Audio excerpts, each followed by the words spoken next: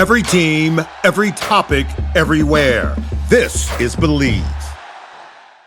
This is Sunbelt Commissioner Keith Gill, and I listen to the Funbelt Podcast. This is the Funbelt Podcast, part of the Believe Network. Hosts to Dusty Thibodeau of Warhawk Report, Jeremy Harper of Howl Razor, and Shane Metlin of the Daily News Record. I think it's potentially a very good week for the Sunbelt. But I'm just kind of going off on a random rant. It's just frustrating. Shane's here, Thibodeau's here, Jeremy's here, and we're all here for the brand new Sunbelt. Loathe them or hate them. There's no other choice. Louisiana Tech is here. They're coming to the Sunbelt. They have sparked a lot of opinion. But in the end, Thibodeau, it was a clean 13-0 vote to bring the Bulldogs of Louisiana Tech, the Ruston Raiders, I just made that up, to the Sun Belt. And let's remember a little bit of this history, Thibodeau. I'm sure it already gnaws on you. I can see it just looking at you as you put your finger under your nose, like you're about to like I don't know, like you're gonna explode, like you're trying to keep the fuse from getting lit. But let's remember back in 2001, or let's say 2000, the Sun Belt, long ago a baseball and basketball conference. They decided kind of a strong basketball conference. Come on, Tibbs. Strong baseball. And baseball. They had some. They were a multi-team league at times, but they decided, hey, the future is football. That's where the money is, and that was smart. And so they said, hey, we're going to have football in the Sun Belt. We'll get in Arkansas State. We'll get in North Texas, ULM. We'll get on all these guys. Troy. I think Troy comes later. Idaho. Louisiana. Yes, Idaho. Louisiana Tech says thank you, but no thanks. They thought at the time, and listen, they were a good football squad. They, could play really tough football. They would dominate. They said no. You know what? We're not going to be in some squirrely-ass, weirdo football league like the Sun Belt. We're going to go to the WAC. They end up going to the WAC, then to Conference USA. Conference USA implodes like the Hindenburg. Blows up under the weight of their own market share, I guess. And now they're back with us. Thibodeau, I want to know your unvarnished feelings of this.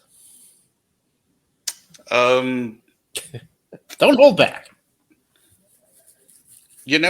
Everyone wants to say that Tommy McClellan, the former athletic director of Louisiana Tech, that video it's of the old regime, nothing to worry about. But then you see in the introductory press conference, yes, Dr. Henderson, the former head of the ULS system, now president of Louisiana Tech, insinuating that ULM, Louisiana Lafayette. I tell you what, for this, I'm even going Louisiana when he infers that ULM, Louisiana, and Southern Miss are the baby birds on the crest of Louisiana, and that Tech is the mama pelican ripping its flesh off to give to us woe little heathens. At that point, if I'm Commissioner Gill, I'm saying, you know what? We don't need your ass. Carry it back to CUSA. Judy, you can have him back. Shane, now I look at this. Now I could see the indignation bubbling off of Tibbs right now, but I see this as you can't buy built-in hatred like this. It is baked already into the Sun Belt cake, if you will. Shane, what is your view from the East Coast? I know that the East Coast teams, some of the fan base anyway. I don't know if the administrations really, I don't know if they had an opinion or not, but the fan base has had some opinions. What is the outlook of having Louisiana Tech as a member of the Sun Belt West?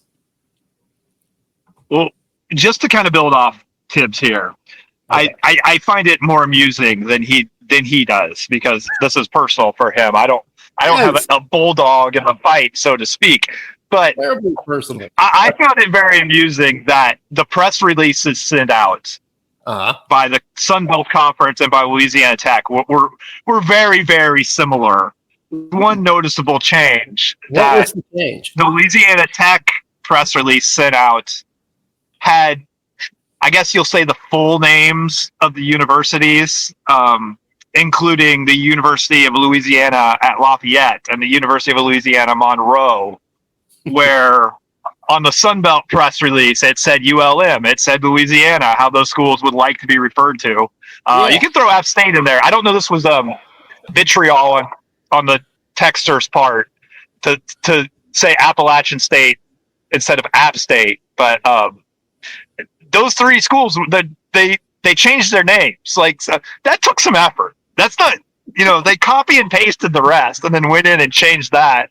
That seems pretty deliberate to me, like a little jab in the ribs on the way in. I find that sort of amusing, but I can understand why Tibbs and the folks in Lafayette might not. Oh yeah, that's going to raise the hatred. And here's the thing too about Louisiana Tech. It's like we brought in a heel. Like, we didn't bring in a team like, let's say we brought in Western Kentucky, just for chuckles and giggles, that the cards fell with the Hilltoppers' favor. I think a lot of people will be like, oh, how cute, the Hilltoppers, those are good guys. We all like the Hilltoppers. We can forget about 2013 when they left. We can forget about that. Those were strange times with the CUSA pretending like they had some sort of upper hand on people. They didn't. They made the mistake. We're all allowed to make mistakes. We're going to welcome Western Kentucky and our little buddies. The Bulldogs are not little buddies, Tibbs.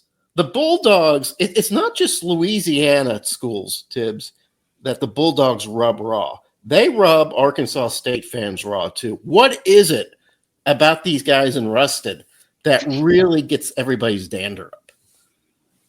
The sheer arrogance that they, not LSU, but Louisiana Polytechnical Institute, since we're going full names, okay, I like is that. the flagship school of the state, that they are the premier school along I-20, that they are the flagship. Everyone wants to go to Ruston. No, that is not the case. They have nothing there. It is getting better. Yeah. They are growing. They now have, great establishments like a Chick-fil-A and Whataburger. Yes. Nice. It's no longer just a Griff's hamburger that's there. So they're growing up in the world. We do appreciate that. If they have Whataburger, I'm not going to say much negative about Ruston. Yeah, it sounds like a mecca to me. I'm a fan. It sounds like a great place to me. So, Tibbs, I do have this question for you. What is your question, Shane? As our Louisianan here, does this go back? Like, is this the old people that remember the 80s that really feel this way, that really have the arrogance when it comes to Louisiana Tech? Because if you go back and look at what they were doing in the 70s and 80s, I could see why they would have that. We're all old enough to know that was a long time ago and things have changed a lot. But if you go back to like the early 80s, maybe they did have an upper leg even on LSU, who wasn't very good, pre-Saban. Like, is that where the arrogance comes from, or is it something else? I think it's something else, because if you look at even during the 70s and into the 80s, Louisiana Tech was nothing to Northeast Louisiana at the time. I mean, there was something like a 10 or 12 game winning streak. It was very much ULM versus Arkansas State there, Jeremy.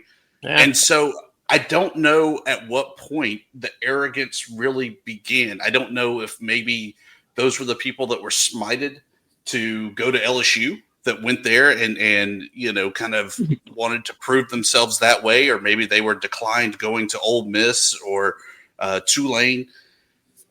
But there's just something about the aura of the people there. There's something about the athletic programs, the administrators, everything there. I mean, hell, every time I've been on campus, I've had to say, no, officer, I would not like to go with you.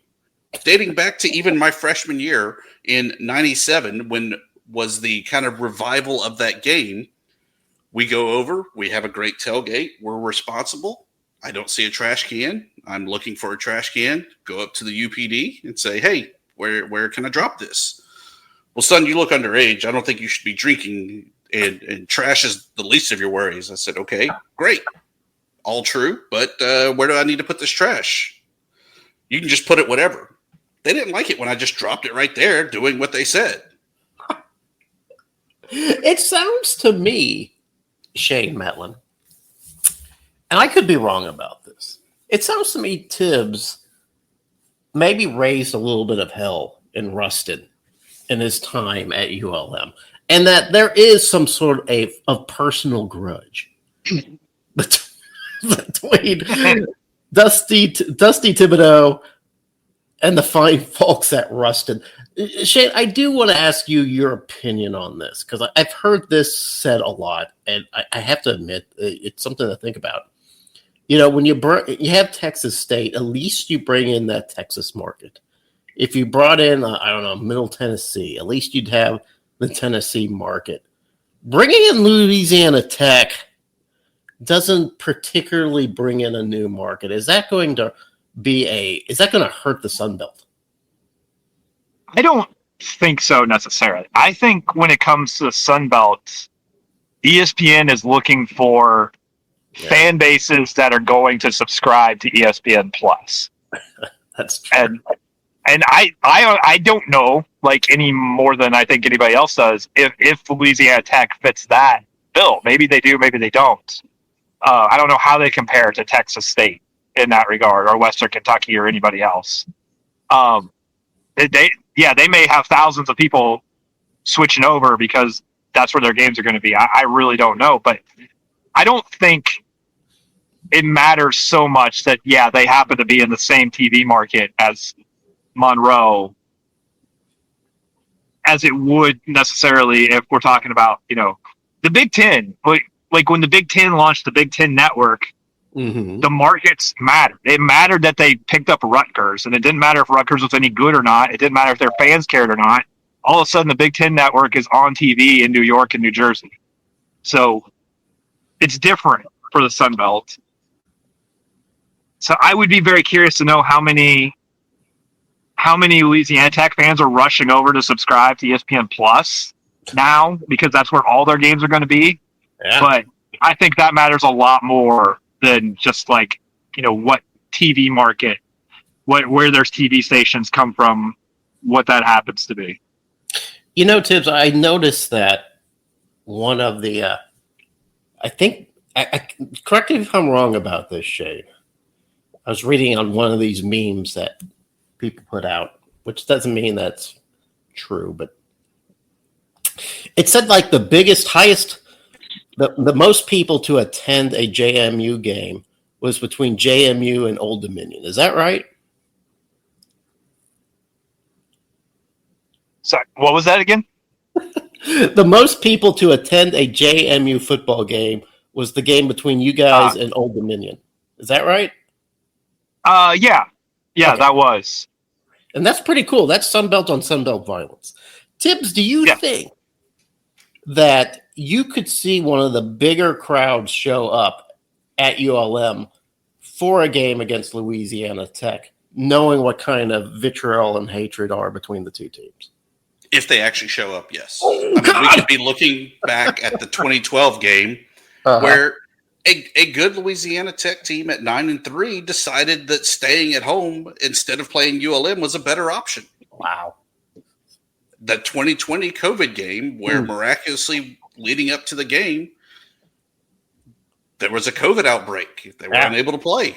I remember that. It all depends on if the buses show up either in Ruston or in Monroe to get ready to play a little football. It sounds like Thibodeau's laying down a challenge, Shane.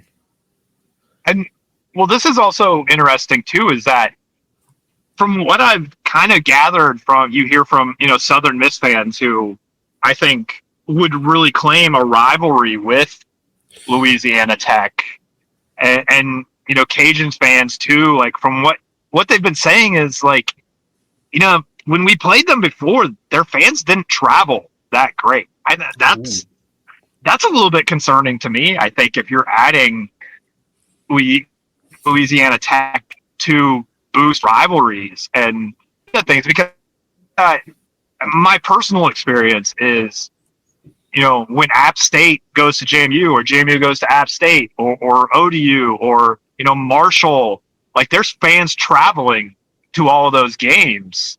And I'm sure it's the same for Louisiana and ULM or, even like, I'm guessing Arkansas State fans travel pretty well across the West. Like if they're not bringing people to these games, like, doesn't that kind of, well, hopefully that's improved. I'll just say that, because if they're not bringing people to these games, I don't know if it bodes as well for like the whole reason for adding them. Well, it's such a highly academic school, Shane. I mean, a lot of those guys, they're in the laboratory or they're working on their thesis or studying for a big test. So that's probably why. It's the Garden campus of Louisiana. It's the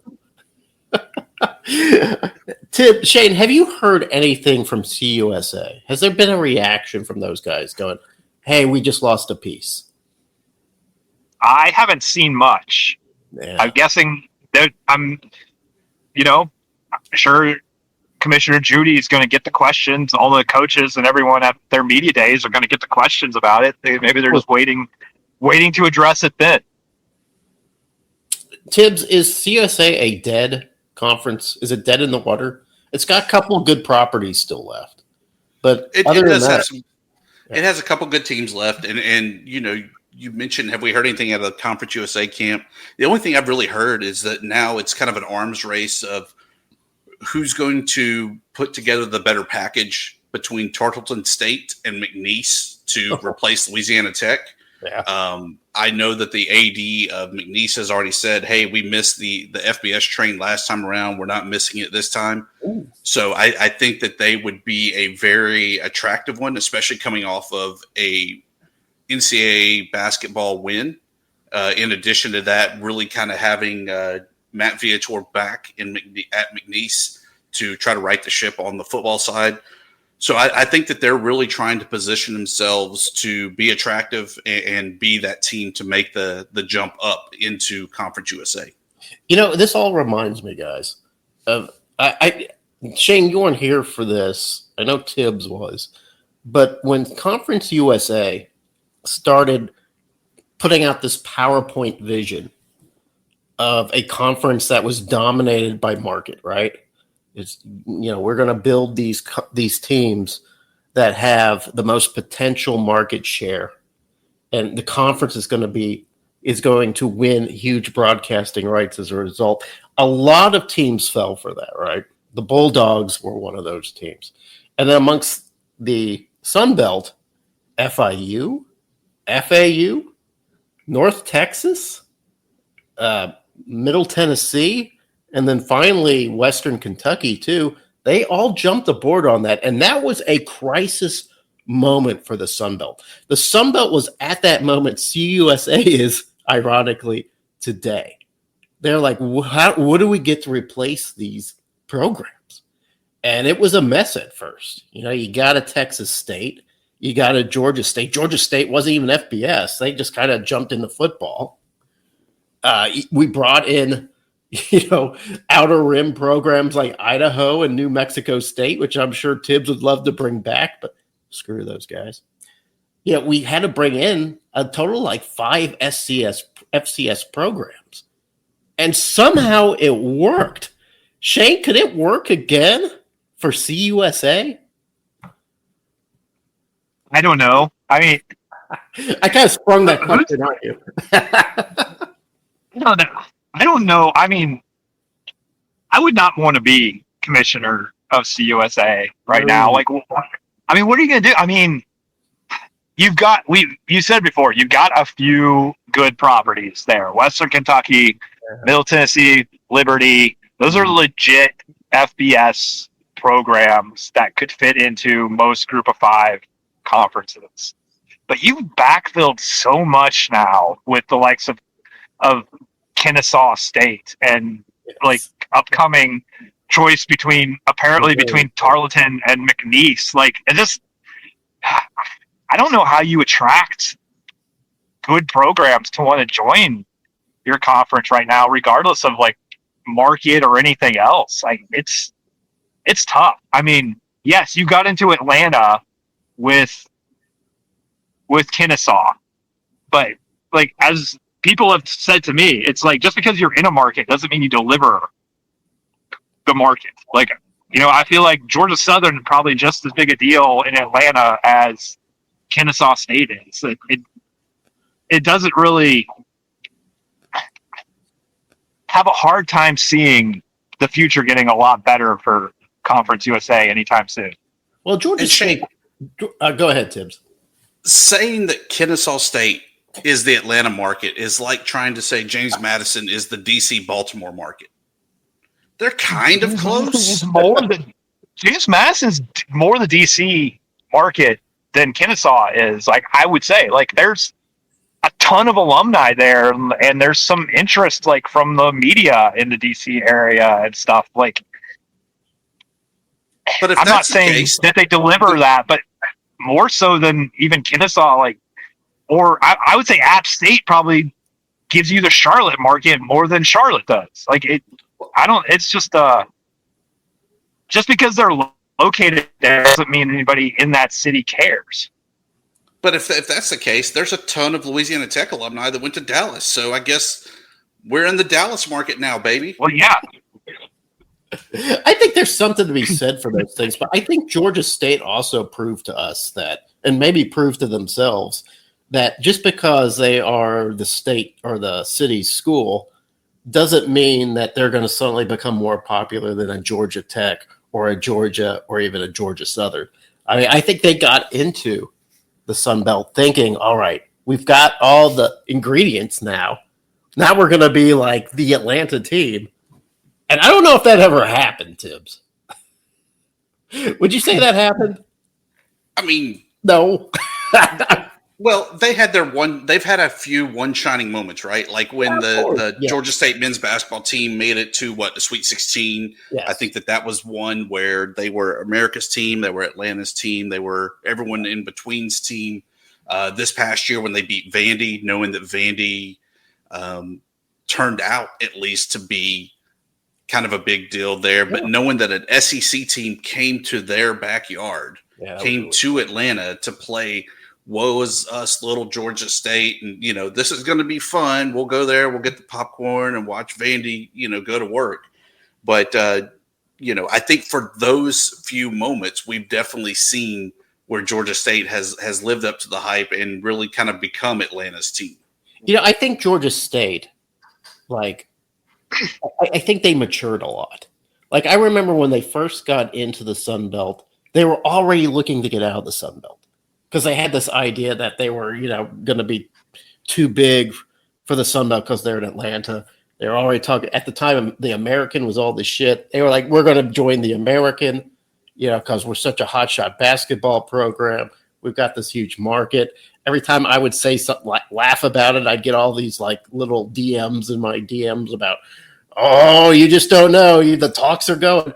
And then they kind of realized, okay, you got to do more than just have a couple good basketball seasons to become attractive to some other conference and move. You've got to build a following. You've got to build a program. You've got to build a legacy. And since then, I feel like Georgia State has really worked on that, working on the school's profile as a destination school rather than a commuter school, working on building those facilities so it's attractive on a much larger scale. So I have to give it up for Georgia State. They went from the most infuriating team to a great Sun Belt team, and I do appreciate that. So, okay, so CUSA is pretty much an FCS conference now. You've got the MAC, which is showing some cracks. I mean, Ohio is already kind of looking to get out. Northern Illinois has already gotten out. They bring in UMass. Is that really a great upgrade? You got Mountain West, which is just a ghost of itself. The American is just a clearinghouse for other more powerful conferences to grab. Is the Sun Belt right now the most sitting pretty of the group of 5 or group of 6 as it probably is? I don't care who answers this question. One of you can do it. Yeah, we're sitting pretty. I mean, we're 13 and a half strong right now, not knowing when Louisiana Tech is going to actually join to be 14 strong. Texas State, I got the feeling they're going to go through the motions this year. I do think that they're going to try to win everything they can to take a Bubas Cup with them to the West Coast. Okay. But other than that, I mean, I feel like the Sun Belt's still in good shape. We retained all of our guaranteed bowl bids. We still have somehow the backup bowl bid with the Independence Bowl, despite Marshall's attempt to murder that last year. God. I mean, I think the sun's rising, as they always say in the commercials, and I think that we'll get a good sense of that next week at Sunbelt Media Days. That Keith Gill, while his job is definitely to be the cheerleader for the league and really hype up things and say, hey, everything's great, it's fantastic, hunky dory, and everything else. I really think that we really are. We're in good shape. There's a reason that so many schools wanted into the conference this year, as opposed to settling or even having to do the FCS call-up. Yeah. I tell you what, too, Shane, everything that Tibbs said is right on. He is reigning truth. But, Shane, do you think the Sun Belt is done? I mean, are we going to just stand pat at 14 teams? I know we're waiting for that eventual AA or ACC explosion.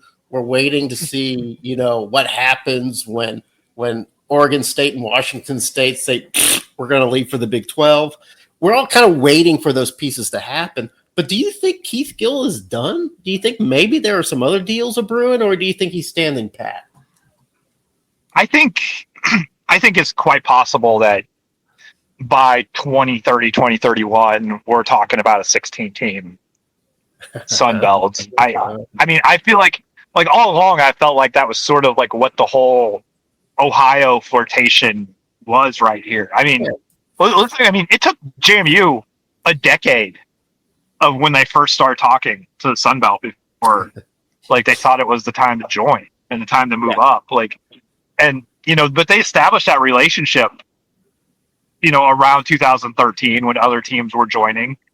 And I don't think it's going to take a decade for the next round of moves, but I feel like the whole Ohio thing, probably even to a certain degree, Western Kentucky and some others, was more about, hey, let's make some friends here before things get really crazy and, have a landing spot. I mean, if you're Ohio, I don't know if you're Ohio, if you really want to leave the MAC as it is right now, but if realignment goes nuts between now and 2030, doesn't it make a lot of sense to at least have established a relationship with the next closest conference to you geographically? So I feel like that's kind of what, outside of Louisiana Tech, I feel like almost any school they talked to this time around was more about the future than this round of realignment. Dusty and Shane are completely reigning truth. Tibbs, if we are thinking about going 16 or even 18, 20, it becomes mega conference, of course. Who do you think Keith Gill and his close circle have their eye on? I think you got to start obviously with the slam dunk selection. You got to get East Carolina into the league. Yeah. I think even a bad East Carolina football, basketball, baseball team is still well viewed, well supported. It is well traveled. Yeah. It's too big, too good of a program to not have them in this league. I think when you look at another option on that side, I think that there's actually several. I think UAB would be another great option to add. Okay. Knowing that they have some pretty nice facilities. They've done pretty well in the men's basketball arena. They're hit and miss on football.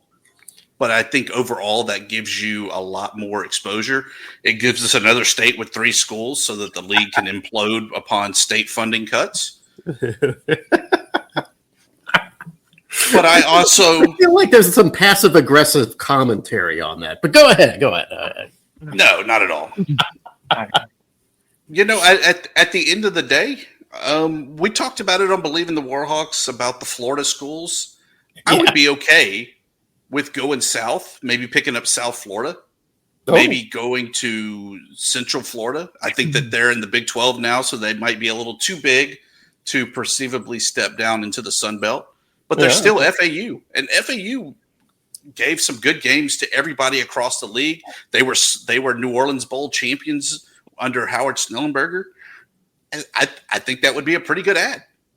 Yeah, I thought FAU, especially given what they've done in basketball the last few years, you're like, wow, that would be an instant upgrade for Sunbelt basketball. So, yeah, how about you, Shane? Do you see any, like, just sort of front runners? Yeah, I mean, sort of what Tibbs said. I do think USF, like, they're going to be one of the ones that leaves the American and, like, causes this domino effect that might make ECU and UAB available. I don't think they're ever going to the Sun Belt. Their next move is going to be, like, the ACC or something like that. Same with, like, Memphis. But Memphis, USF, they're getting out as soon as they can from the American. Like, they're not there to stick around. And that's going to be what possibly makes ECU and UAB, FAU, some of these schools available. And you add those schools. If you add ECU and UAB, then you suddenly have, like, every desirable school in the Sun Belt geographic footprint in the league. Like, you've got all the ones that fit, all the ones who have the same profile as the rest of the conference, all the ones who have great fan bases, who travel to games. They put 40,000 people in that stadium in Greenville, North Carolina. Those would be just slam dunk ads to go to 16. But you got to wait and see if Memphis leaves, if USF leaves, if Tulane leaves and starts the dominoes that makes everybody else want to get out of the American. Yeah. You know, I do. That would be my dream pick. Would to be have Memphis somehow join the Sun Belt. I know that since the early 2000s, they've had their eyes on the big leagues ever since getting shut out, being in the Big East and then the Big East collapsing. You know, they've been waiting for that big moment for themselves. But man, I would like that, just to have that regional rivalry with Arkansas State. That would be really cool. You know, I don't know if Mac has any properties that I'm, like, just dying to get to. You know, Ohio, I actually started talking myself into. I thought, all right, that might work. But I don't know if, like, a Toledo actually works out well too. But yeah, it seems like what's exciting about this round, Tibbs, is that in the past, the Sun Belt has been like, oh God, who can we get? Now it's like, wow, there are a lot of guys we can get if we really work at it. Let's get it done. And to your point, Shay, yeah, we're going to have to probably wait to see what dominoes fall. Yeah, and it used to be for the Sun Belt, like, God, we got to get somebody before this whole thing falls apart. Now it's like, okay, let's wait and see what happens here. Let's see who becomes available. Not like, you know, if we don't add, you know, somebody now because North Texas is leaving, we may not even have a conference. Yeah, that's how it felt. It's not like that for the Sun Belt anymore. Tibbs, I don't know if you'll agree with me, but man, it felt like the Sun Belt was over. Did it? In 2012, 2013? You know why I was upset that North Texas left? Yeah, why's that? Going into the press box, you know, press box food is going to be 50-50, right? Yeah, whether or not it's just great or it's like, God, I guess I'll go to the concession stand. Mm-hmm. At North Texas, they had some kind of partnership with Outback Steakhouse. So your pregame meal was a little sirloin, a little steak and bake. It just didn't get any better. Huh. That was why you liked North Texas so much. Yeah. Didn't care about the stadium, the facilities. It was press box food. You know what's funny, Tibbs, is no one ever says, man, we got to get North Texas back. Why is that? I mean, we talked about FAU for God's sake, but no one's ever baseball. like, hey, they don't have baseball in Denton? I did not know. No baseball. Wow. Same thing with Tulsa. Yeah, I did know that about Tulsa. Tulsa's just a tiny school, though. So I'm kind of surprised. Let me toss this out there, though. Okay. If let's say the Sun Belt went to 18 or 20 and got crazy with it. Mega conference. Well, what? Yeah, I mean, if at that point you're not really doing a ton of like cross division games and travel and stuff, what if you start looking at North Texas and Tulsa and Temple and Delaware and like really like go crazy with it? Like that's my thing about like who knows what's going to happen, but like the Sun Belt is in a completely different situation where they can like kind of think about those things rather than, God, if we don't get New Mexico State, we may have to just let it out. You know what? About 3 or 4 years ago, when the dominoes started initially falling, I proposed mega conference. I actually proposed a merger between the American and the Sun Belt, and I was surprised how little. I don't know what that was. Did someone not eat? That was some you know what that is. on the highway. What that is. I don't know what happened last episode, but apparently, like at the 49-minute mark, somebody farted and a microphone picked it up. No, that is not what happened. I had a fart sound effect left over from another recording, and I didn't see it down there in the little maze of stuff, and it was just there. So I think I'm just going to leave it there. It's the Where's Waldo and Where's the Fart the episode. You got to listen for the fart. If you hear it, you call in and you get a prize. No, but I did propose a merger between the American and the Sun Belt, and it got little play, not just from the American, who was like, F you. Even the Sun Belt people were just like, no, that. This episode is brought to you by Progressive Insurance. Fiscally responsible, financial geniuses, monetary magicians. These are things people say about drivers who switch their car insurance to Progressive and save hundreds. Because Progressive offers discounts for paying in full, owning a home, and more. Plus, you can count on their great customer service to help you when you need it, so your dollar goes a long way. Visit Progressive.com to see if you could save on car insurance. Progressive Casualty Insurance Company and Affiliates. Potential savings will vary. Not available in all states or situations. That doesn't seem like a very good idea. But maybe, I don't know, maybe Mega Conference is the future. I think we do a Sunbelt MAC challenge, but for football, and then we alternate it with the Mountain West, the Southland, the SWAC, SoCon. Just bring back everybody's rivalries. Speaking of basketball, before we move on to Sunbelt Media Days, which is coming up, Tibbs. Oh my God! I hope you're pre-gaming. I hope you're drinking a lot of Gatorade. I hope that maybe you're bedding down your gullet with some bread so you can absorb, because we are throwing down in New Orleans. But I would like to say that our friends at Mid-Major Madness, remember those guys? Had them on I do. Yeah, they came out with their Sun Belt preseason basketball poll. Yeah, it's a little early, but they came out with it anyway.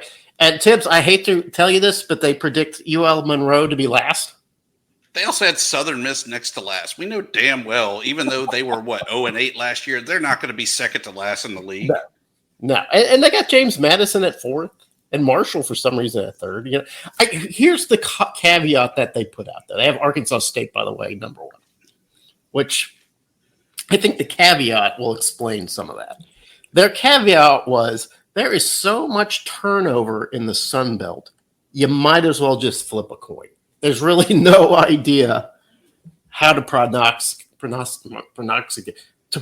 How about we go with that? There's no way to predict the order of the Sun Belt. So here it is. This is what we think it's going to be, but who knows? Shane, do you agree? I mean, there is so much turnover this year. I mean, Arkansas State, for instance, there's not a holdover at all from last year's team. There is. How do you make a prediction? It's tough. I do kind of like the off seasons that Arkansas State and JMU had, though. Yeah. So they might be my top picks.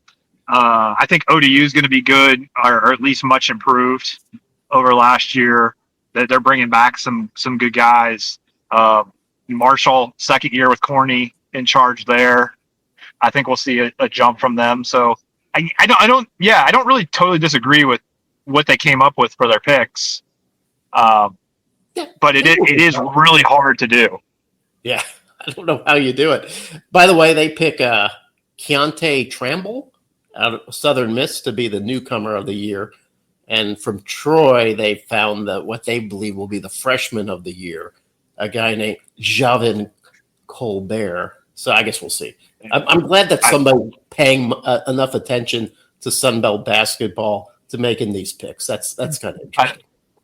I don't know, Jeremy. I think your guy Matt Heyman at Arkansas State might have a pretty good shot at the newcomer of the year. Okay, well, Heyman, we're all very excited about. I have to admit, though, don't know a whole lot about these guys. They're so brand new. I guess we'll just have to see. But Tibbs, going back to media days. Shane, are you going to media days this year? No. No. Okay. I'll be there in spirit and in virtuosity. Okay. Much like this episode. Kind of like this episode. Kind of. Should we call Shane like just in the middle of it? Be like, man, we're having so much fun hanging out with Butch Jones. Jeremy, are you going to fanboy all over Butch Jones again this year? Absolutely. I love the guy. Yeah, I'm going to try to calm it down. I'm going to try to be more of a professional this year. I'm going to feed you an extra drink in hopes that it kind of settles the nerves. I might, sit there with a scotch. I might, like one year I came with the smoking jacket.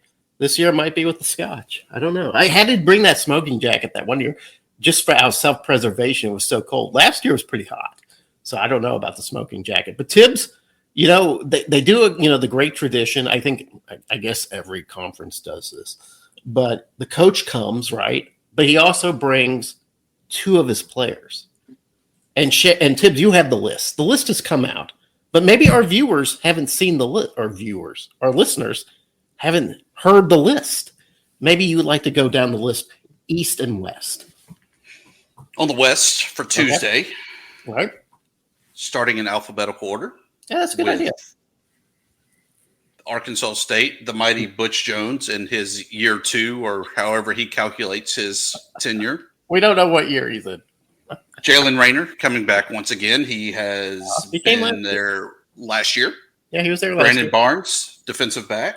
Yeah, exciting sophomore, defensive, or kind of a tall kid, kind of cool. All right. Louisiana Lafayette is bringing head coach Mike DeZormo. As they should. Jax Harrington, offensive lineman. Okay, great. From Erath, Louisiana. All right. Tyree Skipper, defensive back. Okay. A local. He's from New Orleans. Oh, okay. Maybe he can give us some pointers of where to go eat. Head coach Brian Vincent of ULM will be there with tight end Nate Sullivan and linebacker Billy Pullen. I know you're looking forward to Billy Pullen. I love some Billy Pullen, the little bit that I have interacted with him. I'm hoping that we can break him out of the shell and get some good Elijah Fisher type of interviews with him. All right. I hope Brian Vincent's a little more relaxed. He seemed a little tense the first time we met him. So maybe he's a little more relaxed for year 2. I hope so. Major Applewhite and the Jaguars will bring Jordan Davis, offensive lineman, and Darius McKenzie, a kid from Canada. Oh, a Canadian, Canuck. That's kind of cool. I hope, too, that Major Applewhite is a little more loose. He of all the coaches we had, he was probably the tightest. He was really wound tight. I don't know what was going on with him. Maybe he had a bad breakfast or something, but he didn't seem like he was really enjoying himself. I hope in year 2 he has a better time. It's because you were throwing the horns down at him, Jeremy. I kept bringing up Texas. University of Southern Marshall will have the Huff Shuffle. Come on, Tibbs. Don't be that way. Along with Braylon Braxton. Okay, Braylon. Better known as Batman. Yeah, is he going to be the Chris Sun Jones. Belt? Is Braxton going to be the Sun Belt preseason player of the year? He's the newcomer of the year, technically, isn't he? So he could be the offensive player of the year, the preseason offensive player of the year, and the newcomer of the year. Yeah, he could rack up all those. Okay, all right, that's a good list. Your guy GJ Kinney, I love it. Viva La Boobcats, bringing Dorian Strong, an offensive lineman, and Khalil Alexander, defensive lineman. It won't be awkward at all. No, not at all. And we're going to try to make it even more awkward for him, aren't we, Jeremy? Nothing but love for GJ Kenny and Texas State Boobcats. Hey, should we have some shirts? That would be fantastic if we could get him in time. The good old T-Roy Trojans and Jared Parker, his second season, he's bringing the Goose. The Goose is loose in New Orleans, Goose Carruthers, and Devin Lafayette, defensive back. Okay, all right. I like the Goose. You know, I want to know more about Goose, and I'm hoping to learn. Wednesday, we get to deal with the East. Okay. And the Fighting Shane Metlins of James Madison. But first, we start with App State, not Appalachian State. App State. Dow Logan's first-year head coach. He is bringing Jaden Ramsey. Do we know anything about Dow Logan's? He is the shortest coach in the Sun Belt Conference. Do we bring that up? I think so. Okay. Now, I thought Brian Vincent kind of short? Do I remember that right? Or is he deceptively taller than I remember? Brian Vincent is the second shortest. Okay. Yeah, he's a smaller guy. Well, let's be honest. This is kind of turning into a Napoleon conference when you look at the head coaches. There's some guys who are vertically challenged. Yes, Butch Jones is not a big guy. I'm trying to think of who else. I don't think Major Applewhite's much of that doesn't have a whole lot of height. Bob Chesney's not very tall. Yeah, Major Applewhite is surprisingly short for a former big-time quarterback. Yeah. Ricky Ronnie's decent in size. He's like Ricky Ronnie's a big guy. Yeah, he's kind of a unit. Him and Todd Hilton are two kind of unit guys. But yeah, all right, go ahead, Tibbs. Go ahead, move on. On the eastern side, everybody is bringing offensive linemen except for Georgia Southern. Okay, what are they bringing?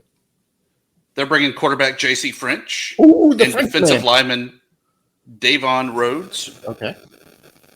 Coastal Carolina offensive lineman Nick Del Grande and Shane Bruce, linebacker. Right. App State bringing Jaden Ramsey, Sean Collins, Georgia State, and second-year head coach Dale McGee. I hope he takes Sudafed so he's not sick this year and gives us much better content. He was so low energy. I was like, what is wrong with this guy? Ted Hurst, the receiver, and Henry Bryant, the defensive lineman, is coming. The Fighting Shane Metlins, led by Bob Chesney, second-year head coach, bringing offensive lineman Pat McMurtry. Is that right, Shane? Did I say it right? I don't have pronunciation guide. McMurtry. Oh, McMurtry, like One Flew Over the Cuckoo's Nest. Sure. You guys need to read. Okay, go on. Okay. And Trent Hendrick. Well, Lonesome Dove, Brokeback Mountain. Guy wrote those books. McMurtry. God. It's a beautiful love story. Go on. Marshall and first-year head coach Tony Gibson bringing Jalen Slappy, lineman from Columbus, Ohio. I saw that. And Cam Smith, the defensive back from Cleveland, Ohio. Huh? The weirdest team in the Sun Belt, Old Dominion, Ricky Ronnie, in his sixth year, bringing Zach Barliv, an offensive lineman, and defensive lineman Chris Trinidad. So he brought the beef. He's going to be well protected. So Tibbs, tell me this: why do you think offensive linemen are such popular picks with coaches? Is it because they want that beef to protect them? I think that honestly, how good your team is or is not is really based upon the offensive line. And this is the one time where you kind of get to put them in the spotlight. Yeah, that's in true. addition to that, as we've seen, a lot of these offensive linemen, I don't know if it's the CTE or what, but a lot of them have pretty outgoing, great personalities that you kind of want them to represent your program, to be out there, to be witty, to be really a good interview and represent your university. Yeah, I've noticed that too. I love talking to the offensive linemen. They're the guys in the trenches. They're the guys that see it all. They know it all. They know what's going on with the entire team. It really is fun to talk to the offensive linemen, even though they're not always the stars, Tibbs. You know, we get quarterbacks all the time, and most of them are pretty good, but they're never as good storytellers as the offensive linemen. The other thing I'm looking forward to, in addition to, of course, our cheap beers and Tales of the Wise from Jay Walker and Company. Yes. is just finally getting to Jeremy, sit down together, make a bunch of content, a bunch of episodes. Yes, content. Content. That's it? I thought you were going to wax poetically on something profound, but you just want to make some content. Oh, I'm sports booking like there's no tomorrow. Don't get me wrong. It is a lot of work. A lot of people are like, oh, you're going to New Orleans. It's going to be a lot of fun. But, man, and especially Tibbs. Tibbs is out there. He's getting people, put together. He talks to all the SIDs. He's really in his element. I'm just kind of there, a little hungover or what have you, cold, not knowing a lot of people. So it's fun watching Tibbs in his element. Shane, you are really missing out because you have not seen the true Dusty Thibodeau until you've seen him at Dusty Media Days, at Sunbelt Media Days. He just knows everybody. Everybody knows him. It's a whole lot of fun. Shane, if you surprise us, I guarantee you we'll show you a good one. Well, we'll see. All right. In fact, the next time we talk, guys, it will be Sunbelt Media Days. So that's going to be something that we need to be ready for. We need to prepare ourselves, body and soul. And guys, we've come to that moment. Tibbs' invention of plugs, promos, or hidden farts. I always want to say practical jokes. It's not practical jokes. It's parting shots. Shane, I'm going to make you go first. What's going on? Okay, my parting shot. It's about our friends over at Conference. We talked a lot about them today. And, you asked before, did they say anything about this departure of Louisiana Tech? Yes. They didn't, but they made a big time announcement right around the same time. Yeah. That Nebraska Furniture Mart is the official furniture and decor of Conference USA. Wow. Does a big time announcement. But I do feel like they're missing the boat a little bit on what their major sponsorship ought to be. Okay. I feel like Conference USA brought to you by Skype. Because if you remember, yes, prior to 2020, Skype was, if you wanted to video chat, if you wanted to have a virtual meeting, everybody was using Skype. They owned the market, much like Conference USA was like primed to be that top 5 conference. Yeah. You might say the Sun Belt is the Zoom conference that swooped in and took over the market and came out of nowhere and surpassed them. But I just feel like perfect sponsorship opportunity. It fits so well. Conference USA brought to you by Skype. CUSA is the Ask Jeeves of Group of 5 conferences. Tibbs, can you match that? Can you match that energy? I'm sure I could have, but I've probably already talked too much and given too many good stories in there. Okay. I'm reading online. Sorry, I was a little distracted. That apparently Texas State is putting a kibosh on the FOIA request for what the Pac-12 is actually giving them with their media rights package. So it'll be interesting to see how this kind of plays out. Not knowing if they are, as even Kelly Dampus said, getting their full bowl of soup, not their half or quarter bowl of soup. Do you think this is tension? Is there some sort of dissension in the ranks? I think they didn't get a full media right because they're trying to appease the big 2 in the conference and keep them intact while figuring everything else on the back end. So, I think that they might have got a little bamboozled, and only time will tell how bad the bamboozling is. So, 15th member of the Sun Belt will be Texas State. Probably. Welcome back, Texas State. It's like you never left. Would you welcome them back, though? I would. You know why? Because I feel like Texas State is just blushing right now. Oh, they want us, and they it's kind of like Western Kentucky, not really knowing any better, and they're kind of taking this sort of leap, just honored to be where they are, and now they're kind of seeing the downside of it. But I don't know. I could be wrong about that. I just might be a little bit better. I hope they come back because we have all these damn Viva La Boo Cat shirts. Shane? They can come back as long as they bring UTSA with them. They have to bring back the eagle feather. I got you. They have to bring somebody back. That's a good idea. Well, okay, we'll propose that. I'll throw that out on the social media. If you bring back UTSA, a travel partner now makes that trip cheaper and better for everybody. Like, hey, let them back in. Wow. I think you need to be the commissioner. I think you can negotiate such a deal, Shane Mel. Well, I do it for half of Keith Gill's salary. Oh, wow. I don't know. Would you? I don't think you should. Wouldn't we all?